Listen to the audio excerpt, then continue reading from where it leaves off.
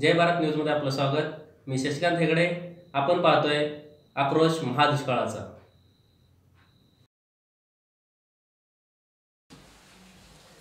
नमस्कार। आता आपण आहोत बालगाव येथील सुप्रसिद्ध श्री गुरुदेव आश्रममध्ये आणि आश्रमचे स्वामीजी परमपूज्य अमृतानंद स्वामी महाराज हे आज आपल्यासोबत आहेत। जत तालुक्यामध्ये योगाचा जागतिक विश्वविक्रम करणारे हे असे श्री गुरुदेव बालगावचे गुरुदेव आश्रम आहे आणि जत तालुक्यामध्ये फार मोठ्या प्रमाणात स्वामीजींनी आध्यात्मिक कार्य सुरू केलेलं आहे। आश्रममध्ये एक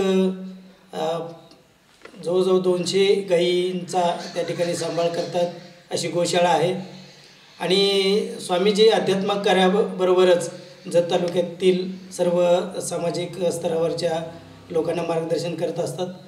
जत तालुका हा दुष्काळी आहे आणि दुष्काळाचे प्रश्न अतिशय गंभीर आहेत। सध्या तालुक्यामध्ये भीषण पाणी टंचाई आहे आणि विशेषतः जत तालुक्याच्या पूर्व भागामध्ये पाण्याची अतिशय दुर्भिक्ष निर्माण झालेला आहे। जनावरांना लोकांना पाण्याचा प्रश्न निर्माण झालेला आहे।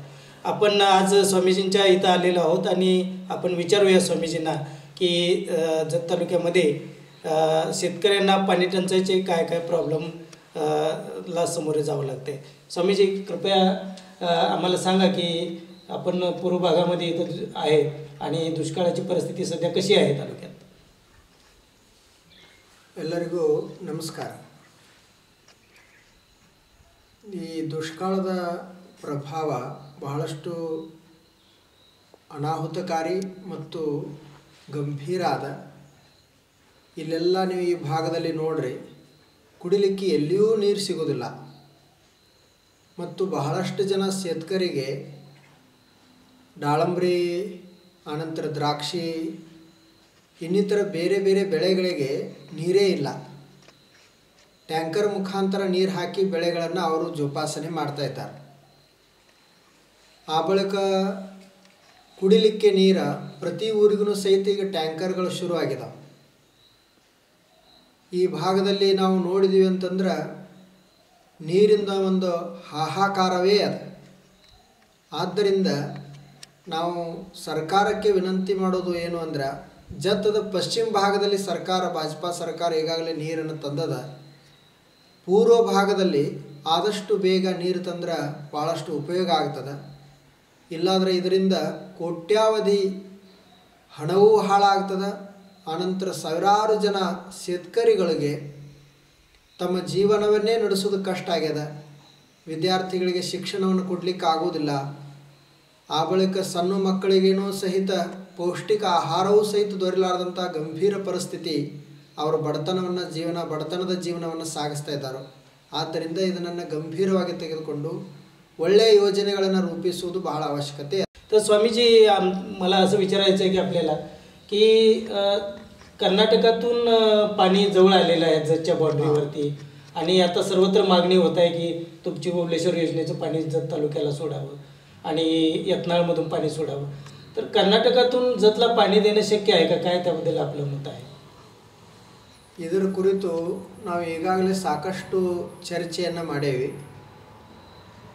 ಈ ಯತ್ನಾಳ ಗ್ರಾಮದಿಂದ ಕರ್ನಾಟಕದಲ್ಲಿರುವಂಥ ಯತ್ನಾಳ ಗ್ರಾಮದಿಂದ ತುಬ್ಚಿ ಬಬಲೇಶ್ವರ ಯೋಜನೆ ಅದ। ಆ ಯೋಜನೆಯಿಂದ ಕರ್ನಾಟಕದ 25ರಿಂದ 30 ಹಳ್ಳಿಗಳಿಗೆ ನಾವು ನೀರನ್ನು ಕೇವಲ ಒಂದು 15 ದಿವಸದಲ್ಲೇ ಕೊಡ್ಬೋದು। ಈಗಾಗಲೇ ಅದು ಕಾಲುವೆ ಕೆಲಸ ಎಲ್ಲ ಪೂರ್ತಿಯಾಗ್ಯದ। ಫಕ್ತಿನ್ನ 15 ದಿವಸದ ಕೆಲಸ ಉಳಿದದ। ಸರ್ಕಾರ ಇವತ್ತೇ ಕೆಲಸ ಪ್ರಾರಂಭ ಮಾಡಿತು ಅಂದರೆ 15 ದಿವಸದಲ್ಲಿ ನೀರು ಎಲ್ಲ ಊರುಗಳಿಗೂ ಬರಲಿಕ್ಕೆ ಸಾಧ್ಯ ಅದ ಮತ್ತು ₹1 ಖರ್ಚು ಮಾಡುವಂಥ ಅವಶ್ಯಕತೆ ಇಲ್ಲ। ಈ ಉದ್ದೇಶಕ್ಕಾಗಿಯೇ ನಾವು ಸುಮಾರು 25 ಗ್ರಾಮಗಳ ಗ್ರಾಮ ಪಂಚಾಯಿತಿ ಠರಾವನ್ನು ಸಂಗ್ರಹ ಮಾಡೇವಿ। ಆನಂತರ ನಾನು ಸ್ವತಃ ಆ ತುಬ್ಚಿ ಬಬಲೇಶ್ವರ ಯೋಜನೆಯನ್ನು ನೋಡಿಕೊಂಡು ಬಂದೆ। ತಿಕೋಟದಲ್ಲಿ ದೊಡ್ಡದಾದ ಚೇಂಬರ್ ಮುಖಾಂತರ ಅಲ್ಲಿಂದ ಸೋಮದೇವರಹಟ್ಟಿ, ಹುಬನೂರು, ಟಕ್ಕಳಕ್ಕಿ, ಆನಂತರ ಯತ್ನಾಳ ತನಕ ಕರ್ನಾಟಕದ ಏರಿಯಾ ಅದ। ಅಲ್ಲಿವರೆಗೆ ನೀರು ಬರ್ತದೆ। ಅಲ್ಲಿಂದ ಮುಂದೆ ನಮಗೆ ತಿಕ್ಕುಂಡಿ, ಬಿವರಗಿ, ಜಾಲಿಹಾಳ, ಈ ಬಿವರಗಿ ಬೋರ್ ನದಿಗೆ ನೀರನ್ನು ಬಿಟ್ಟರೆ ಕೊನೆಗೆ ಸುಸ್ಲಾದಿ ಸೊನ್ನಲಿಗೆವರೆಗೆ ಎಲ್ಲ ಭಾಗಕ್ಕೂ ನಾವು ನೀರನ್ನು ಕೊಡ್ಬೋದು. ಮತ್ತು ಕರ್ನಾಟಕದ ಕೆಲವು ತಜ್ಞರು ಹೇಳ್ತಾ ಇದ್ದಾರೆ, 1 TMC ನೀರನ್ನು ಕೊಟ್ಟರೆ ನಮ್ಮ ಇಡೀ ಬೋರ್ ನದಿ ಎಲ್ಲ ತುಂಬಿ ಹರಿತದೆ, ಎಲ್ಲ ಬಾವಿಗಳಿಗೂ ನೀರು ಆಗ್ತದೆ, ಎಲ್ಲ ಬೋರ್ವೆಲ್ಗಳನ್ನು ಮತ್ತೆ ಪುನಃ ಶುರು ಆಗ್ತಾವೆ. ಆ ಬಳಿಕ ಬ್ಯೂರಿಗೆ ದೊಡ್ಡ ಕೆರೆ, ತಿಕ್ಕುಂಡಿಯ 3 ಕೆರೆಗಳು ತುಂಬುತ್ತಾವು, ಜಾಲಿಹಾಳದ ಕೆರೆಯೂ ತುಂಬುತ್ತದೆ. ಆನಂತರ ಉಳಿದೆಲ್ಲ ಕಡೆ ಈ ಭಾಗದಲ್ಲಿ ನೀರಾವರಿ ಆಗ್ತದೆ. ಆದ್ದರಿಂದ ಇದು ಬಹಳಷ್ಟು ಸುಲಭದ ಕೆಲಸ ಅದ. ಜೊತೆಗೆ ಹೇಳ್ತಾ ಇದ್ದಾರಲ್ಲ, ಮೈಷಾಳದ ಸವಾಟಪ್ಪ ಯೋಜನೆ ಮುಖಾಂತರ ನೀರನ್ನು ತರುವುದು ಅಂತ, ಅದಂತೂ ಈ ವರ್ಷ ಸಾಧ್ಯ ಇಲ್ಲ. ಈಗ ಅದಿನ್ನೂ ಜತ್ ಪಶ್ಚಿಮ ಭಾಗದಲ್ಲಿ ಅದ, ಅಲ್ಲಿಂದ ಸಂಖಕ್ಕೆ ಬರಬೇಕು, ಬಿರ್ನಾಳಕ್ಕೆ ಬರಬೇಕು, ಸಂಖಕ್ಕೆ ಬರಬೇಕು, ಆನಂತರ ಸಂಖದಿಂದ ತಿಕ್ಕುಂಡಿ ಬರಬೇಕು. ಇದಕ್ಕೆ ಕೋಟ್ಯಾವಧಿ ಹಣದ ಖರ್ಚದ. ಆ ಬಳಿಕ ಸಮಯವೂ ಸಾಕಷ್ಟು ತೆಗೆದುಕೊಳ್ತದೆ. ಈಗ ಬರೀ ನಾವು ಕರ್ನಾಟಕದ ಸರ್ಕಾರ ಜೊತೆಗೆ ಮಹಾರಾಷ್ಟ್ರದ ಸರ್ಕಾರ ಒಪ್ಪಂದ ಮಾಡ್ಕೊಳ್ಬೇಕು, ನಾವು 1 TMC ನಿಮಗೆ ನೀರನ್ನು ಕೊಡ್ತೀವಿ, ನೀವು ಕರ್ನಾಟಕದ ಗಡಿ ಭಾಗದಲ್ಲಿರುವಂಥ ನಮ್ಮ ಕನ್ನಡಿಗರೇ ಅದಾರ ಅವರು ಸಹಿತ, ಅವರಿಗೆ ನಿಮ್ಮ ಕಾಲುವೆ ಮುಖಾಂತರ 1 TMC ನೀರನ್ನು ಕೊಡ್ರಿ ಅಂತ ಇಷ್ಟೇ ಒಪ್ಪಂದ ಮಾಡಿಕೊಂಡ್ರು ಸಾಕು. ಮತ್ತು ಕರ್ನಾಟಕದವರು ಸಹಿತ ಅದಕ್ಕೆ ಸಕಾರಾತ್ಮಕವಾಗಿ ಅದಾರು, ಒಪ್ಪಿಕೊಳ್ಳಲಿಕ್ಕೆ ಸಾಧ್ಯ ಅದ. ಒಂದು ವೇಳೆ ಅವರು ಒಪ್ಕೊಳ್ಳಿಲ್ಲ ಅಂದರೆ ನಾವೆಲ್ಲರೂ ಶೇತಕರಿಗಳು ಕೂಡಿ ಅವರಿಗೆ ವಿನಂತಿ ಮಾಡ್ಕೊಳ್ಳೋಣ, ಅವ್ರನ್ನ ಒಪ್ಪಿಸೋಣ. ಆದರೆ ಮಹಾರಾಷ್ಟ್ರ ಸರ್ಕಾರದವರು ಈ ವಿಷಯನ ಕುರಿತು आदಷ್ಟು तीव्रವಾಗಿ निर्णयವನ್ನು ತೆಗೆದುಕೊಳ್ಳಬೇಕು असं स्वामीजींचं म्हणणं आहे. तर माझी विनंती आहे की स्वामीजी की आपलं कर्नाटकामध्ये सुद्धा आपल्याला आध्यात्मिक गुरु म्हणून सिद्धेश्वर अप्पाजींची परंपरा आहे, खूप मानणारे लोक आहेत. आपल्याला स्वतःला महाराष्ट्रामध्ये मंत्रिमंडळात खूप मानतायत. तर आपण स्वतः काय त्यासाठी काय प्रयत्न करणार आहे का शासन स्तरावरती स्वामीजी? ಯೋಜನೆಯನ್ನು ರೂಪಿಸಿ ಎಲ್ಲ ರೈತರನ್ನ ಶೇತಕರಿಗಳನ್ನು ಸಂಘಟಿಸಿ ನೀರು ಬರಬೇಕು ಅನ್ನೋ ಉದ್ದೇಶದಿಂದ ದೊಡ್ಡದಾದ ಒಂದು ಹೋರಾಟವನ್ನೇ ಮಾಡುವುದದ. ಯಾಕಂದರೆ ನಮ್ಮ ಆಶ್ರಮದಲ್ಲೇ ಈಗ ನೂರಾರು ಆಕಳುಗಳದಾವು, ಅವುಗಳಿಗೇ ನೀರಿನ ಸಮಸ್ಯೆ ಅದ. ಹಾಗೇ ಸುತ್ತಮುತ್ತಲಿರುವಂಥ ಎಲ್ಲ ರೈತರುಗಳು ಆಕಳುಗಳನ್ನೆಲ್ಲ ಕಟುಕರಿಗೆ ಕೊಡ್ತಾ ಇದ್ದಾರೆ. ಯಾಕಂದರೆ ಅವ್ರಿಗೆ ಆಕಳುಗಳನ್ನು ಮಾರಲಿಕ್ಕೆ ಆಗ್ತಾ ಇಲ್ಲ. ಪ್ರತಿ ದಿವಸ ನಮ್ಮ ಆಶ್ರಮಕ್ಕೆ ಒಬ್ಬರಿಲ್ಲೊಬ್ಬರು ಶೇತಕರಿಗಳು ಆಕಳನ್ನು ತೆಗೆದುಕೊಂಡು ಬಂದೇ ಬರ್ತಾರೆ. ಆದ್ದರಿಂದ ಈ ಅಧ್ಯಾತ್ಮದ ಜೊತೆಗೆ ಸಾಮಾಜಿಕ ಮತ್ತು ರೈತರಿಗೆ ಹಿತವಾಗಿರುವಂಥ ಈ ಕಾರ್ಯವನ್ನು ಮಾಡಲಿಕ್ಕೆ ನಮ್ಮದು ಸಂಪೂರ್ಣ ಬೆಂಬಲದ.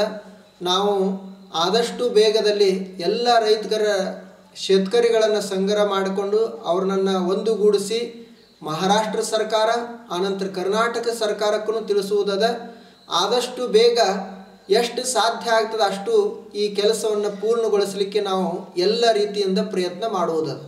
ಅದಕ್ಕೆ ಸಿದ್ದೇಶ್ವರಪ್ಪಗಳ ಆಶೀರ್ವಾದವೂ ಸಹಿತ ನಮಗೆ ಸಿಗ್ತದೆ, ಅವ್ರ ಇಚ್ಛೆಯೂ ಅದ. ಈ ಪೂರ್ವ ಭಾಗದಲ್ಲಿ ಪೂರ್ವ ಭಾಗದಲ್ಲಿ ಇರುವಂಥ ಎಲ್ಲ ಕನ್ನಡಿಗರು ಜೊತೆಗೆ ಶೇತಕರಿಗಳು ಅವರ ಶೇತಿ ಸುಜಲಾಂ ಸುಫಲಾಂ ಆಗಬೇಕು. ಅವಾಗನೇ ಮನುಷ್ಯನಿಗೆ ಅಧ್ಯಾತ್ಮ ಅಳವಡುವುದು. ನಮಗೆ ಬಾಹ್ಯವಾಗಿ ನಾವು ಗರೀಬಿದ್ದೀವಿ ಬಡವರಿದ್ದೀವಿ ಅಂತಂದ್ರೆ ಕೇವಲ ಅಧ್ಯಾತ್ಮದಿಂದ ಏನೇನೂ ಮಾಡಲಿಕ್ಕೆ ಸಾಧ್ಯ ಇಲ್ಲ. ಹೊರಗಿನಿಂದನೂ ನಾವು ಶ್ರೀಮಂತರಾಗಬೇಕು, ಆನಂತರ ಅಧ್ಯಾತ್ಮವನ್ನು ಅಳವಡಿಸಿಕೊಳ್ಬೇಕನ್ನೋ ಉದ್ದೇಶನೇ ನಮ್ಮದೆಲ್ಲರದು ಅದ. ಅದಕ್ಕಾಗಿ ನೀರಿಗಾಗಿಯೇ ಹೆಚ್ಚು ನಾವು ಪ್ರಯತ್ನವನ್ನು ಮಾಡೋಣ.